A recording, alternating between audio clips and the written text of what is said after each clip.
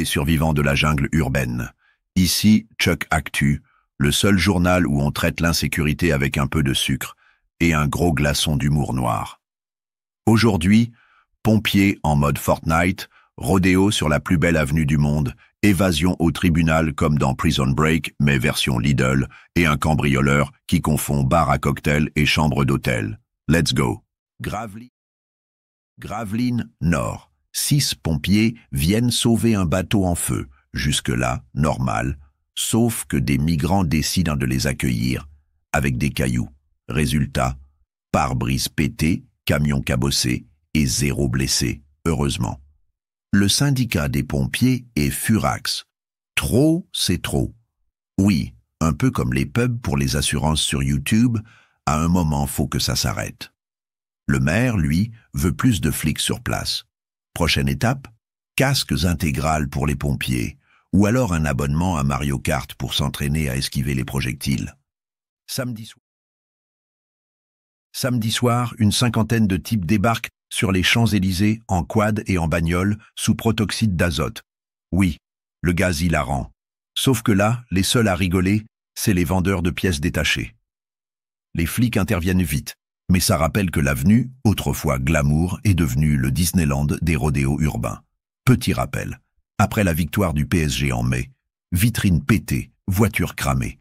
Bref, c'était la fête de la Saint-Barbare. À ce rythme, d'ici 2026, TripAdvisor va classer les champs dans la catégorie safari urbain. Toulouse, tribunal. Un condamné entend sa peine et décide que, franchement, ça ne lui convient pas. Il saute du box, franchit la barrière et étrangle une policière en pleine audience. Heureusement, les renforts arrivent vite, mais la policière est blessée et en arrêt de travail. Le syndicat de police crie au scandale. Pas assez d'effectifs, conditions de travail intenables. En même temps, 4 agents de moins, ça fait vite la différence, surtout si le prévenu a décidé de faire du cardio ce jour-là. Morale de l'histoire. Le tribunal n'est pas un drive-in. Tu ne peux pas juste prendre ta peine à emporter.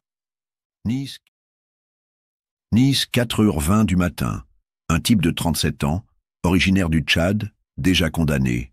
22 fois. Oui, 22 fois. C'est plus qu'un abonnement illimité au club des habitués du tribunal.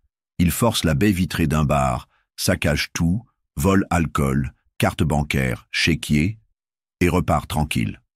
Sauf qu'il ne va pas loin. Moins d'1 heure plus tard, on le retrouve, endormi dans le hall d'un immeuble, avec tout le butin.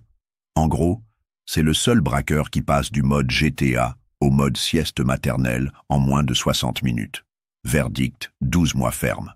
On espère juste qu'en prison, il aura un réveil matin. Voilà les amis, encore une semaine bien secouée dans l'Hexagone. Entre pompiers en mode esquive, rodéo sous gaz hilarant, fuite improvisée et cambriolage version Airbnb du pauvre. C'était Chuck Actu, l'info qui pique mais qui fait sourire. À la semaine prochaine, si on survit d'ici là.